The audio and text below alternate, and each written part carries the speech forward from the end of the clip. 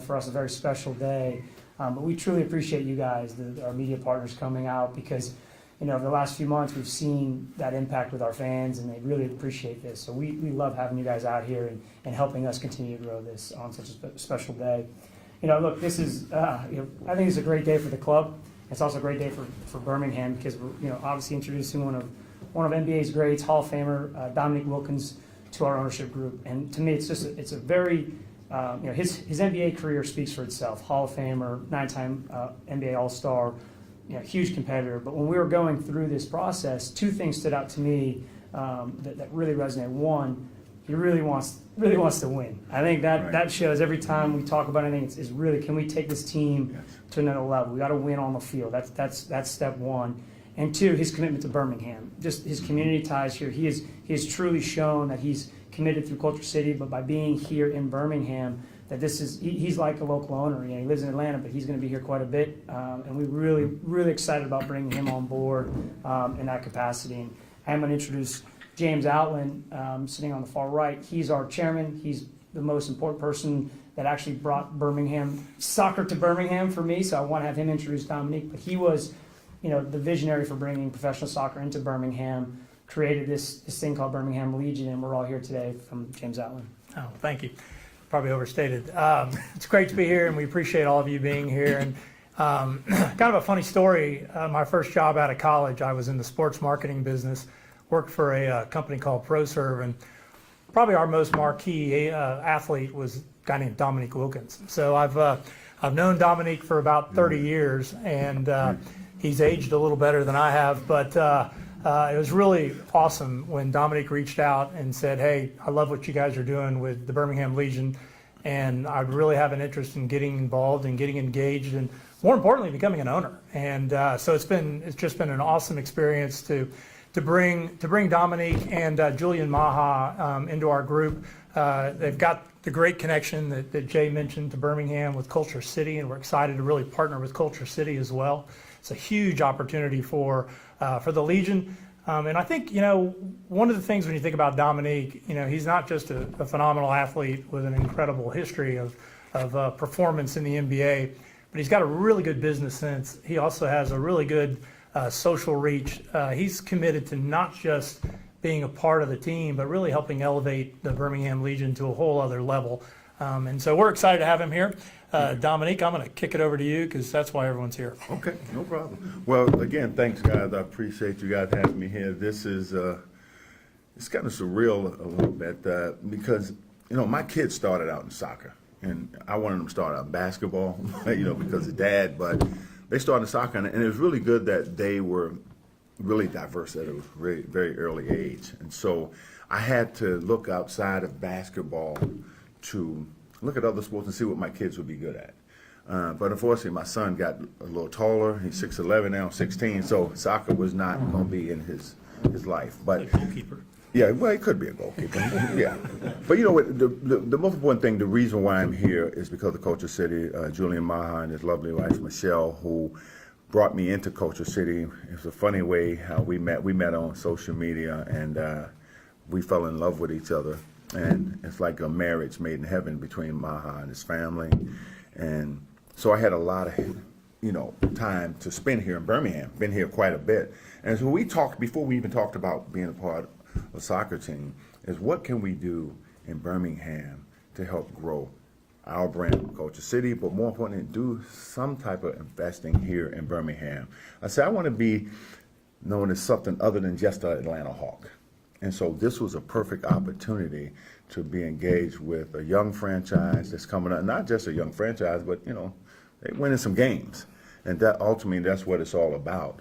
But this is a special time for me, especially coming to Birmingham, if you know the history of Birmingham, to see how we can continue to bridge some of the gaps, within the communities and the grassroots programs and all these different things that we can do to help build this brand.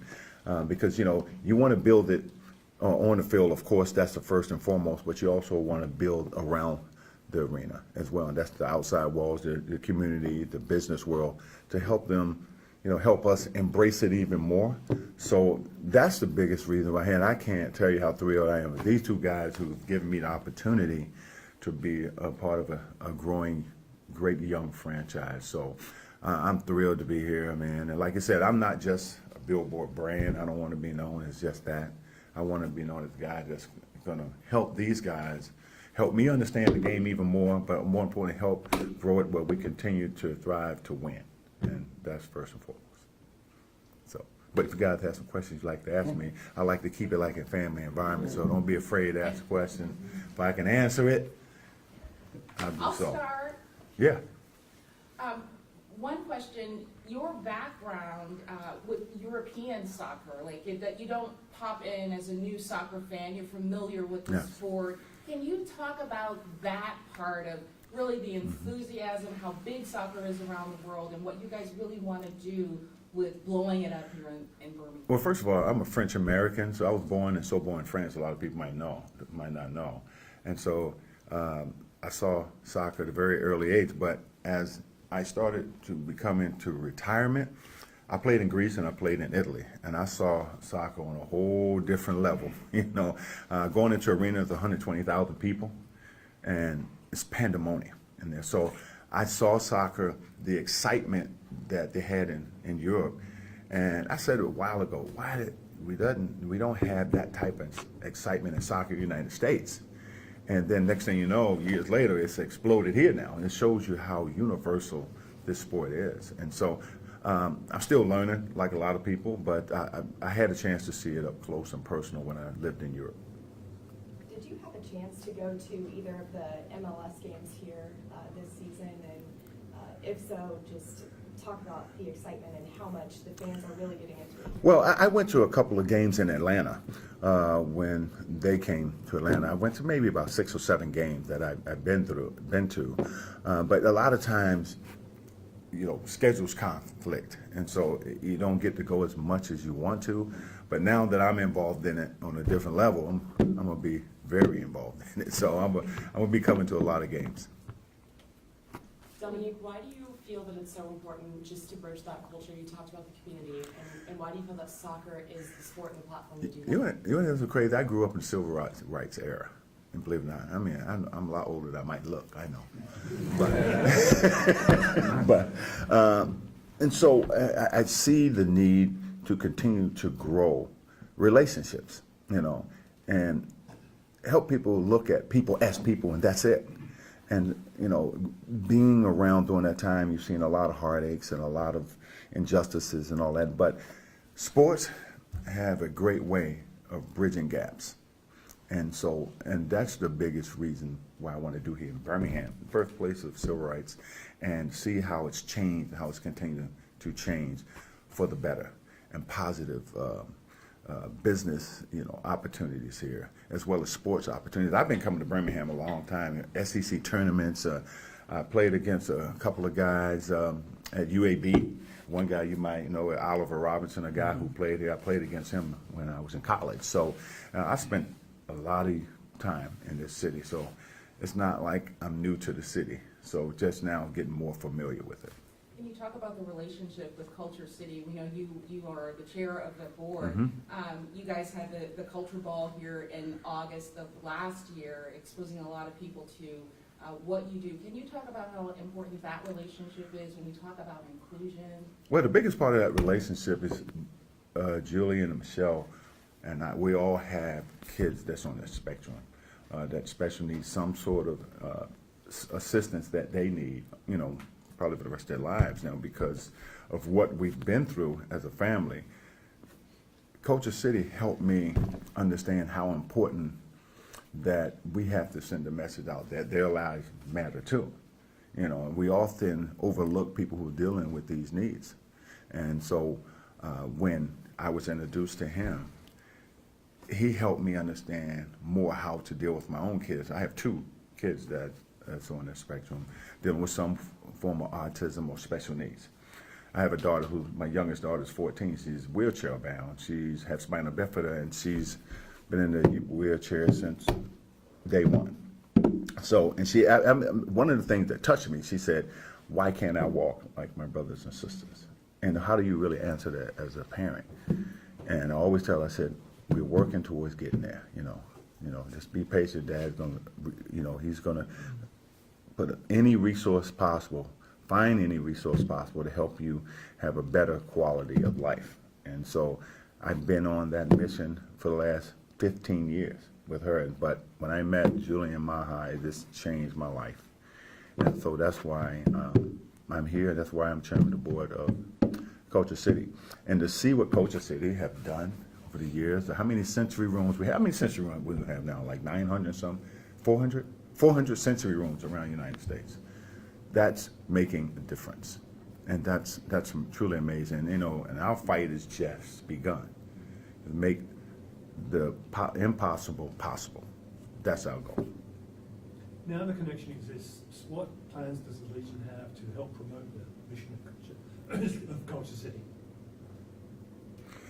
Well, I think any franchise that you have to have a grassroots program for people with special needs. You know, Atlanta Hawks has finally done that with us as well, and just about every NBA arena has done the same thing. It's just having a sensory room to give someone a chance if they're dealing with a sensory need. You can go into that room with a trained professional, and you can get balanced out and you can re-enter back in society. And I think every sports team has the responsibility to do something like that. Not only are you giving back, you're also building that trust and continue to build your fan base. And you can't have one without the other. That's just the way I see it should be done.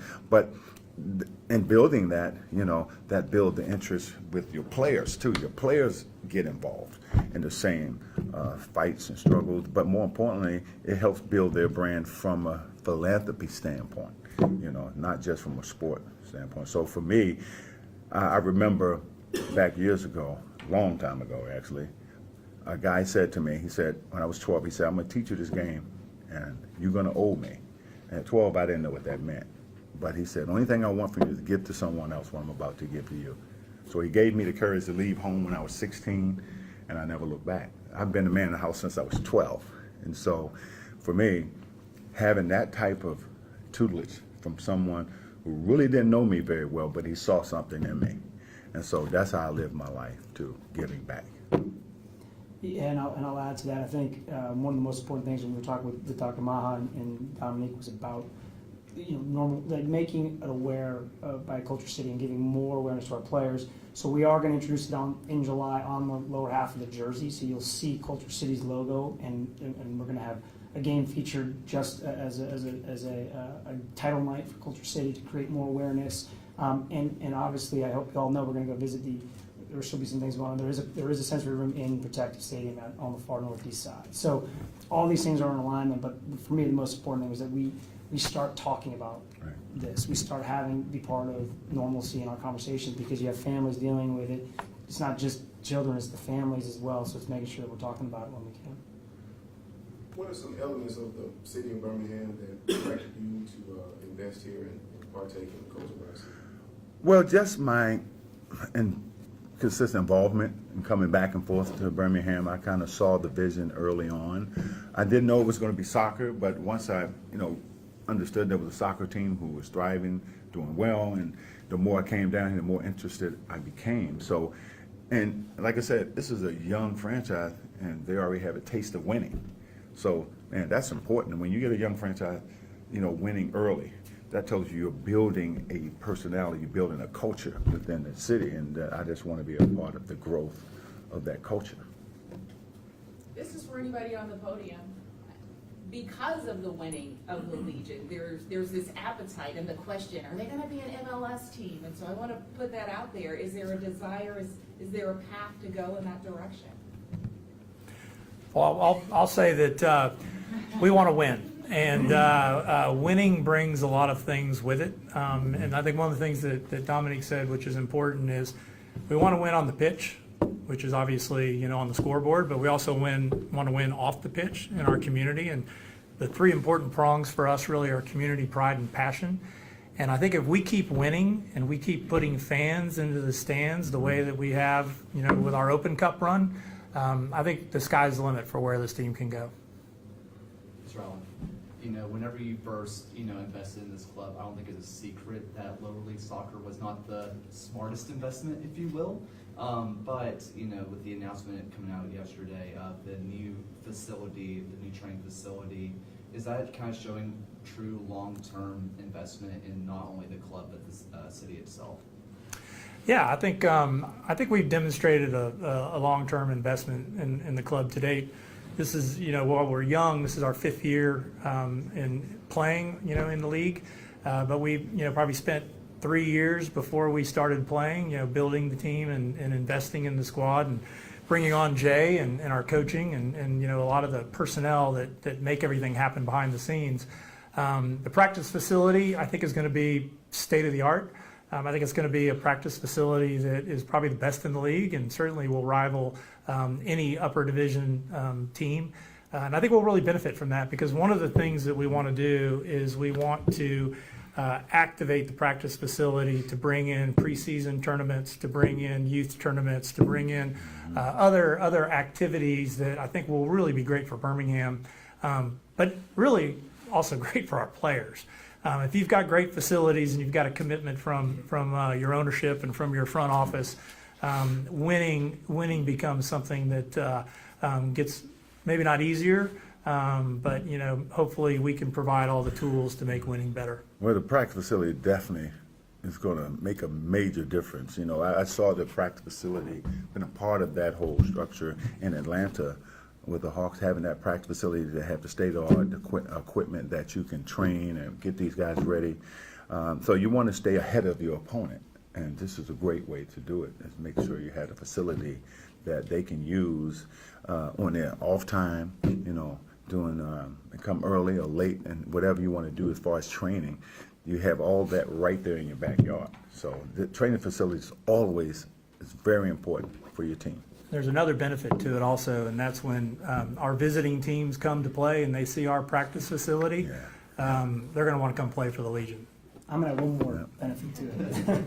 On top of that, it's also one of the requirements if you want to have U.S. soccer come men or women play in your city, you also have to have a training facility to be able to house a team that comes in and trains for 3 or 4 days. So it's a really important step for where we're going with the club and hopefully for the city of Birmingham being able to have, you know, I know that Open Cup game did put us on the map, both of them did, in terms of what U.S. soccer is looking at for a city like Birmingham to be able to host big games, and I think we checked one box. We have a few more boxes to check, but hopefully, you know, we can continue to create you know, interest out on the pitch and get fans in the games, because that was the most important one. But number 2 is making sure we have the infrastructure and a training facility as a part of that. Does that mean it would also potentially make Birmingham a potential location for teams in the 26th World Cup? As a training site, absolutely. That's part of it. That's another added. Having an African American owner is going to create a lot of excitement in the black community here in Birmingham. Could I get you to address that? Yeah, I think you're right there. I think it will bring a lot more attention, but for me, just hoping that you can bring everyone together as one. It's about people in general. It's not about black. It's not about white. It's about people. And so to have an African American owner, hopefully we get a lot more African American fans to embrace soccer, because at the end of the day, it's about the community that believe in a product. And if I can help in any way in that, bringing that interest and that fan base, you know, to the arena, you know, that's what I'm here for. But, you know, you got to get out here in the communities. You got to show people that you care, and not just an ad, but an actual involvement. So yeah, I think that's going to be great for the community. I really believe that, and that's another reason why I'm here as well. And with that, can I ask, what kind of involvement do you hope to have with your ownership? Whatever they want me to do. He's already Whatever they need me to do. He brought a present for all the players today, and so he's already making us look bad. And, you know, it's about family, you know. It's about how we help one another. It's not one or the other. It's all our ideas collectively to get to a common goal. And, of course, that's winning first, but also building a personality within the city. Yeah, and I'm excited today. So as James mentioned, that he brought a gift, but he will be speaking to the team today, which is exciting. We mentioned to the team on a little bit right before he went on live on First Take, but we kind of wanted to make sure that they were part of the process and understood what was happening. So they're really excited to meet today before the game, and he'll be talking to them about get out there and winning tonight's game, because that's, we got a game kickoff at 7, so we're really excited about having this trajectory into that game. And the weather's going to be great. Oh, yeah. Maybe not for the women this afternoon. Yeah. All right. You played for 2 decades in the NBA. One thing the Legion needs help on, can you work the refs for us? You know what? You don't want me working the ref. I'm a little too animated, man. I always think they're cheating. Just teach them how. But you know what the thing with the refs, when you complain to the ref, you gotta be nice about complaining. You can't let the fans know you're really upset with that referee, but you can cuss him out in private. He respects that more, believe me. I'm a ref myself. So you know what I'm saying. Well, you already know what I'm saying. I set him up for that when I saw it coming. And so you should have warned I me did- I about should've. this guy, And may I get one more, just with your experience just in basketball on multiple stages and big stages, what has, seeing the sport of soccer, you said you're still kind of learning and growing with it, what has caught your attention the most about this sport that you just, maybe is uncomparable to playing basketball? Well, how much stamina they have. They're great athletes. A lot of people take them for granted how great they are. I mean, there's some heck of athletes, man, to run up and down the field like they do. That's some of the speed and the agility that they have. I mean, they're like artists, and it's almost like ballerina and sneakers on that field. Really, it is. I mean, they're so talented, and that's the thing you don't know until you get up close and watch these guys play. What a great analogy, because, they call it the most beautiful sport in your career as a human highlight reel. That draw and that elevation, I think, of what the Legion has done as a celebrity, and we saw with all the excitement that Messi is coming to MLS, but as a celebrity, how does that really elevate this as a brand and as a draw for bringing people to Birmingham, like the Legion having you as one of the owners is big, and I think transcended a little bit. Well, my idea is to bring more attention to our team. And how do we do that? Is have, personal interest in helping them grow. And, I've been talking to people since we've made this announcement yesterday. I mean, I haven't slept, because people want to get involved. They want to support it. And that's what I was hoping. But I didn't expect it to happen so quickly. But again, that's something that's going to help us, build that personality here in Birmingham. But the ultimate goal, and we've got to tell you, try to win as many games as you can. That's what it's about. But I often tell my son, if you want to get to a level of excellence, it's what you do now that dictates what you ought to become in the future. So what I mean by that is to put your work in early in everything you do on and off the field. And that's how you become that star player. That's how you become that star brand and franchise. So I've seen it many times. It's funny, because when I was a player, even on off scene, I used to train other players, because I didn't want us to get lazy and relax too much. That I never stopped playing the game of basketball. I played all year round. That was just my commitment to myself, because I wanted to be better than the next guy. And so if I didn't win, I left it out there all on the floor, and you live with the outcome. But you got to show up every night to play. And I get disappointed when guys don't play, because I didn't believe in missing games. I played as much as I possibly. I played with 103-degree temperature and scored 57 that week, because I didn't feel a thing. But that was all our mentality, And I happened to be in a fortunate and great era of competition, and I learned from the best. And having a guy like Dr. J, who was my mentor, taught me a lot. And so I'm passing that on down to younger people and to my own kids. And so I have a son right now that's almost 6'11", that's 16, that's on his way as well. But those are the same things that I teach to him.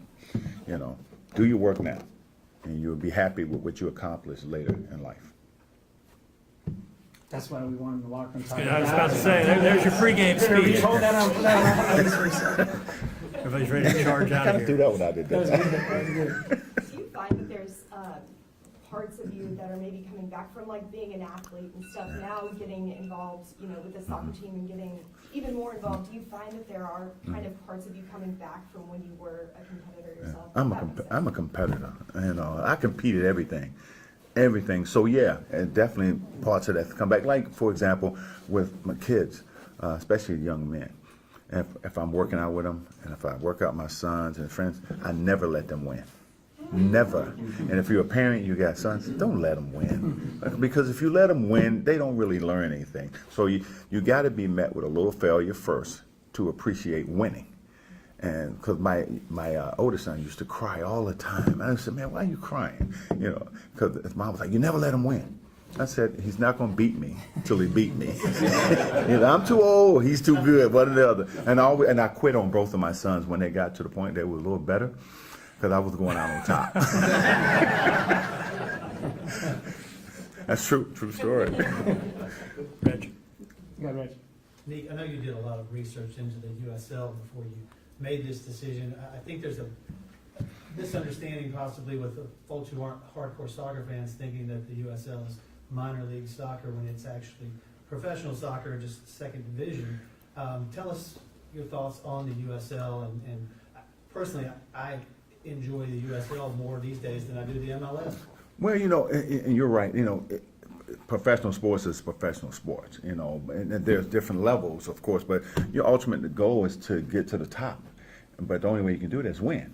You got to win to get there. So, again, this is where it starts. You know, and I've been on both ends of the spectrum. You know, winning and losing. But as a competitor, you know, you want to be there at the beginning to watch it grow. I mean, every level I played on, from high school, college to pro, I've helped build that program. When I went to high school, you know, one of the trade-offs for having probably the meanest coach I've ever had on any level, it was winning. So we took some of his crazy antics and all that stuff, but we were 76-1 in 3 years in the state of North Carolina high school. And that high school team has never been to a championship game. Same thing when I went to Georgia, hadn't been to an NCAA tournament since 1934. And we went to a tournament our first year there. So I always been a guy who wanted to help build something every level I play. And the same thing with the Atlanta Hawks. Nobody really talked about the Atlanta Hawks. We got there and we built something together. Well, we became that team in town. And so this is the same thing that I'm looking for here. You know, but it takes time. You know, nothing happens overnight. But you put things in place or tools in place they can use to build themselves. You know, and that's what we're doing. And you talk about the practice facility, all the stuff that we're doing, it's all for the players. It's a great distinction. I mean, it's you know, it's a second division of soccer, but it's not a minor league division. You know, we're not a part of another team in the MLS. We're our own independent league. And if you were at the, you know, Birmingham Charlotte game, you saw us win. If you were at the Birmingham Miami game, you saw us should have won. Frankly, and if you didn't know better and you watched those two teams, you would have come away thinking that Birmingham was the higher division team, because we were a better team for probably, you know, 89 minutes. Sometimes you have bad moments. Yeah. Sometimes you have those bad moments. You know. There's been a lot of talent come out of Birmingham, you know, especially play for like the national teams, the Cervanias, Chris Richards, Tim Tessman, so on and so forth. Is there kind of a plan to try to keep that talent here as long as possible? Because in the past we've lost it.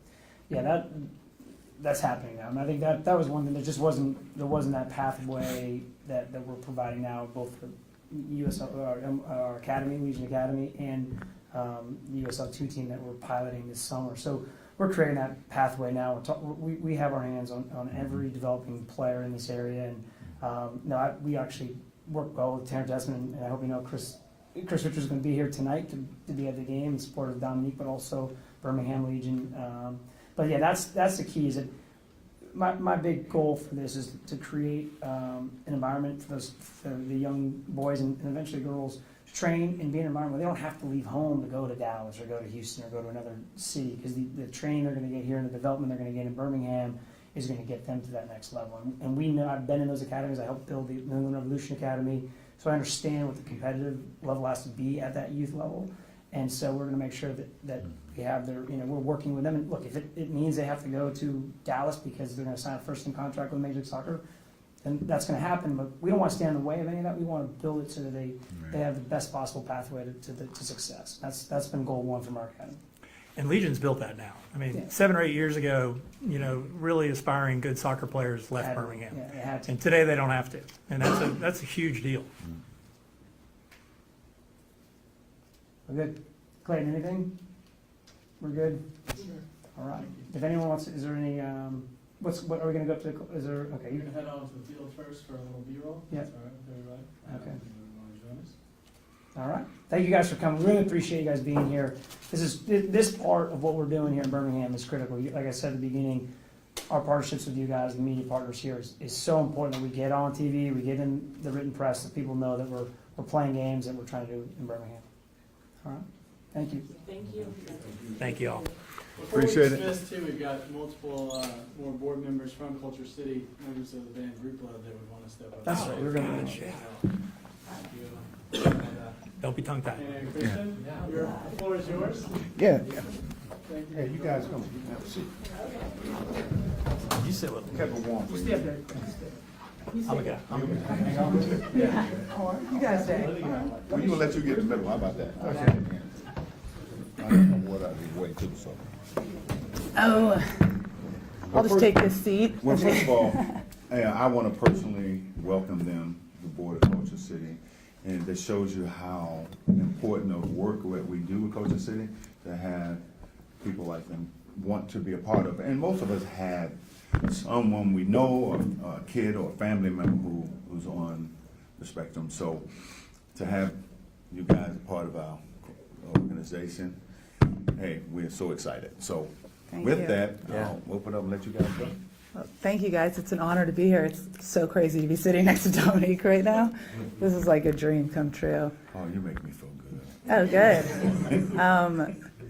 Yeah, Culture City, I mean, I feel like we're very different people, but share a very similar story. Yeah, And when we met Michelle and Julian, it was like our world, it felt really small. We have a daughter with sensory needs, and the world feels very small when you have a kid where things just feel limited. You feel like you have less options. It's a lot harder to go out into the world, and Culture City has just opened the doors for so many people and opened this conversation that's so needed to have, that we are all people with unique needs. And I love people. Our whole band, our whole motto since we started was we want to start have a space that's inclusive.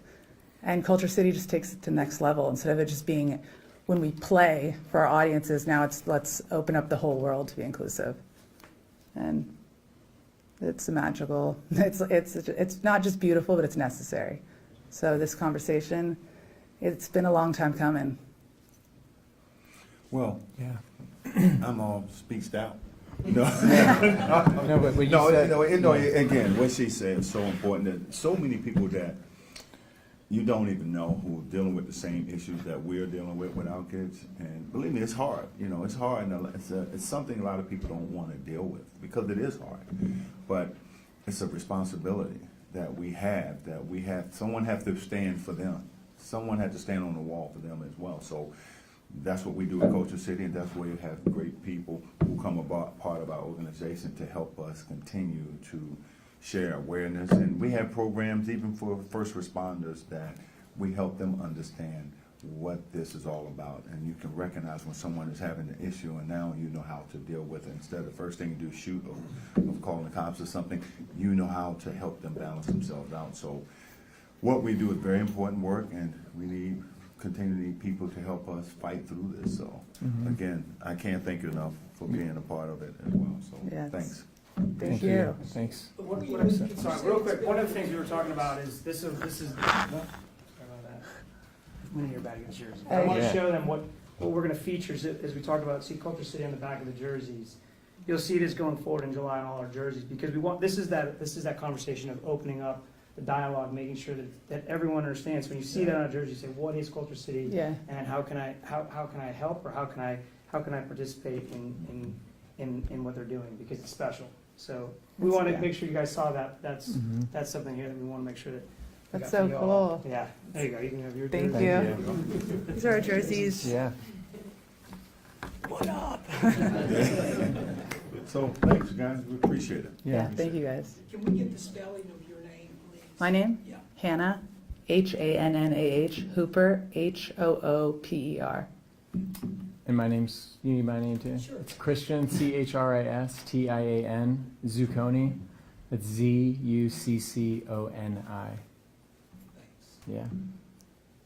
I'm glad I'm not the only one that need the correct spelling. I get it all the time. My name is not that hard to spell, is it? No, I think everyone knows your name. You got it. Pretty sure. I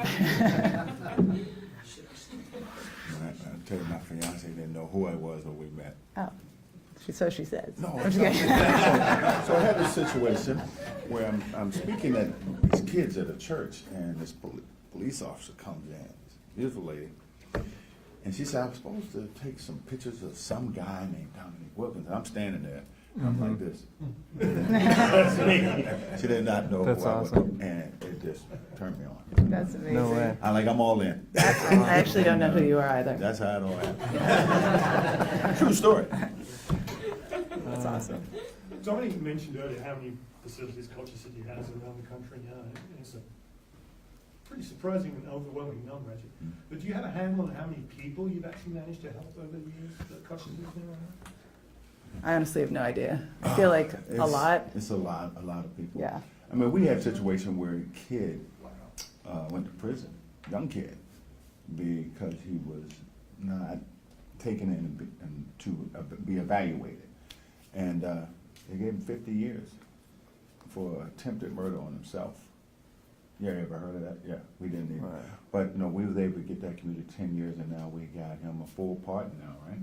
And so he's thriving, living well, and it was just a massive disconnect and lack of education why this kid went to prison.